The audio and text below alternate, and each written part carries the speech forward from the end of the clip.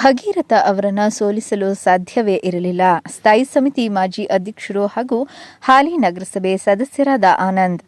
Bengaluru ಹೊರವಲಯ ನೆಲಮಂಗಲದಲ್ಲಿ by election ಫಲಿತಾಂಶ ಹೊರಬಿದ್ದ ಹಿನ್ನೆಲೆ ನೆಲಮಂಗಲ ನಗರದಲ್ಲಿರುವ ದೇವಾಂಗ ಬೀದಿಯ ರಾಮಮಂದಿರದಲ್ಲಿ ಸ್ಥಾಯಿ ಸಮಿತಿ ಮಾಜಿ ಅಧ್ಯಕ್ಷರು ಮತ್ತು ಹಾಲಿ ನಗರಸಭೆ ಸದಸ್ಯರಾದ ಆನಂದ್ ಮತ್ತು ಕಾಂಗ್ರೆಸ್ ಕಾರ್ಯಕರ್ತರು ಸೇರಿ ದೇವಸ್ಥಾನದಲ್ಲಿ ಪೂಜೆ ಮಾಡಿ ಪಟಾಕಿ ಹೊಡೆದು ಸಿಹಿ ಹಂಚಿ ಸಂಭ್ರಮಿಸಿದರು.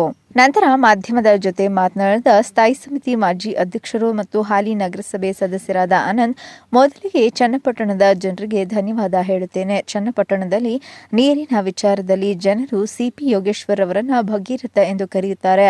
ಫಲಿತಾಂಶ ಬರುವ ಮುಂಚೆಯೇ ಮೈತ್ರಿ ಪಕ್ಷದವರು ಭಗೀರಥನನ್ನು ಸೋಲಿಸಿದ್ದೇವೆಂದು ಹೇಳುತ್ತಿದ್ದರು. ಆದರೆ ಚನ್ನಪಟ್ಟಣ ಜನರು ಮೈತ್ರಿ ಪಕ್ಷದವರಿಗೆ ಸರಿಯಾದ ಪಾಠವನ್ನು ಕಲಿಸಿದ್ದಾರೆ. ಗ್ಯಾರಂಟಿ ವಿಚಾರಗಳಲ್ಲಿ ಮೈತ್ರಿ ಪಕ್ಷದವರು ಟೀಕೆ ಮಾಡುತ್ತಿದ್ದರು. ವಕ್ಫ್ ವಿಚಾರದಲ್ಲಿ ಸಚಿವರಾದ ಜಮೀರ್ ಅಹ್ಮದ್ ವಿಚಾರದಲ್ಲೂ ಸಹ ಟೀಕೆ ಮಾಡಿದರು. ಇಲ್ಲಿ ಸತ್ಯಕ್ಕೆ ಜಯವಾಗಿದೆ. ಇಲ್ಲಿ ಕಾಂಗ್ರೆಸ್ ಪಕ್ಷಕ್ಕೆ ಜಯವಾಗಿದೆ. ಕಾಂಗ್ರೆಸ್ ಪಕ್ಷದ ಸಿಎಂ ಸಿದ್ದರಾಮಯ್ಯ ಮತ್ತು ಡಿಸಿಎಂ ಡಿಕೆ ಶಿವಕುಮಾರ್ ಮತ್ತು ನೆಲಮಂಗಲ ಜನಪ್ರಿಯ ಶಾಸಕರಾದ ಎನ್ ಶ್ರೀನಿವಾಸ್ ರವರಿಗೆ ಜಯವಾಗಿದೆ ಎಂದು ಸಂತಸ ವ್ಯಕ್ತಪಡಿಸಿದರು. ವಿಧಾನಸಭಾ ಕ್ಷೇತ್ರಕ್ಕೆ ಖಂಡಿತವಾಗೂ ದೊಡ್ಡ ಗೆಲುವು ಅಂತಲೇ ಹೇಳ್ಬೋದು. ಯಾಕೆ ಅಂತಂದರೆ ಈ ಒಂದು JDS ಹಾಗೆ ಒಂದು BJP ಮೈತ್ರಿ ಸರ್ಕಾರ ಏನಿದೆ, ಈ ಮೈತ್ರಿ ಸರ್ಕಾರ ಬಂದ್ಬಿಟ್ಟು ಏನು ಯೋಗೇಶ್ವರನ್ನ ಸೋಲಿಸೇ ಬಿಟ್ವಿ ಅನ್ನೋ ರೀತಿ ಒಂದು ಬಿಂಬಿಸ್ತಾ ಇದ್ರು.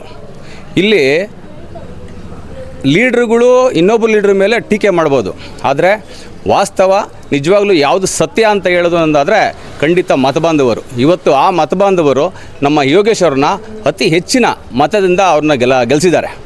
ಅದೊಂದು ವಿಚಾರ. ಅದೇ ರೀತಿ ಈ ಒಂದು 5 ಗ್ಯಾರಂಟಿಗಳಿದೆ. ಆ 5 ಗ್ಯಾರಂಟಿಗಳು ಖಂಡಿತವೂ ಕೆಲಸ ಮಾಡಿದೆ.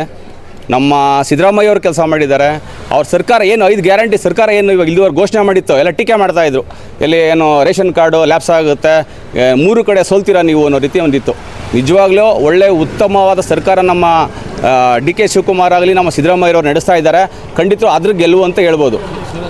ಇನ್ನು ಸುರೇಶ್ ಅಣ್ಣವರು ಇನ್ನೂ ಒಂದು ವಿಚಾರ ಏನಂತ ಅಂದರೆ, ಇಡೀ ನಮ್ಮ ನೆಲಮಂಗಲ ಕ್ಷೇತ್ರದ ಎಲ್ಲ ಕಾಂಗ್ರೆಸ್ ಮುಖಂಡರು ನಾವು ನಮ್ಮ MLA ಶ್ರೀನಿವಾಸ್ ಅವರ ಸೂಚನೆ ಮೇರೆಗೆ ನಾವು ಚನ್ನಪಟ್ಟಣದಲ್ಲಿ ಪ್ರಚಾರದಲ್ಲಿ ನಾವು ಕೆಲಸ ಮಾಡಿದ್ದೀವಿ. ಈ ಒಂದು ಕೆಲಸ ಮಾಡೋದು ನಮಗೊಂದು ನಂಬಿಕೆ ಇತ್ತಲ್ಲಿ. ಯಾಕೆಂತಂದರೆ ಅಲ್ಲಿ ಯೋಗೇಶ್ವರ ಕೊಡುಗೆ ಏನು ಅಂತ ಅಂದಾಗ ಸ್ಥಳೀಕರು ಅನ್ನೋದು ಒಂದು ವಿಚಾರ.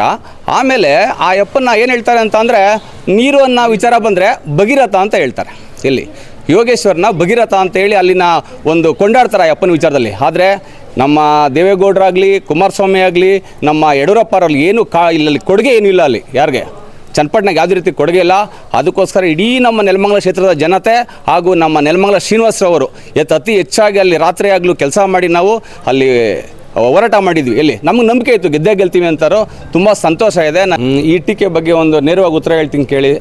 ಯಾಕೆ ಅಂತ ಅಂದರೆ, ಇದು ದೊಡ್ಡ ಮಟ್ಟದ್ದು ಇಲ್ಲಿ ಲಕ್ಷ್ಮಿ ಕೊಡೋ ಕಾರ್ಯಕ್ರಮ ಟೆಕ್ನಿಕಲ್ ಸಣ್ಣ ಪುಟ್ಟ ಸಮಸ್ಯೆಯಾಗಿ 1 ತಿಂಗಳು 2 ತಿಂಗಳು ಹಿಂದೆ ಮುಂದೆ ಆಗಿರೋದು ಅನ್ನೋದು ಬಿಟ್ಟರೆ ಯಾವುದೇ ಕಾರಣಕ್ಕೂ ಸಹ ಪ್ರತಿ ತಿಂಗಳು ಅವ್ರಿಗೆ ಏನು 1 ತಿಂಗಳು ಡಿಲೇ ಆದರೂ ಸಹ ಅವ್ರಿಗೆ ಅಮೌಂಟ್ ಪ್ರತಿ ತಿಂಗಳು ಏನು ಗೃಹಲಕ್ಷ್ಮಿ ಯಾರು ಅರ್ಹರಿದ್ದಾರೆ ನೋಡಿ ಅವ್ರಿಗೆ ತಲುಪ್ತೈತೆ.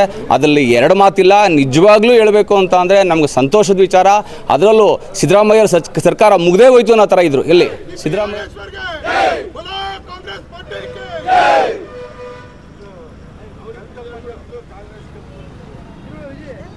कांग्रेस पार्टी के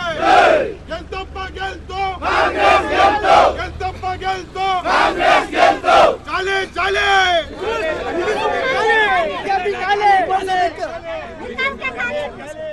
ಮೊಹಮ್ಮದ್ ಅಲೀಂ, ಚಾಮುಂಡಿ ನ್ಯೂಸ್, ನೆಲಮಂಗಲ.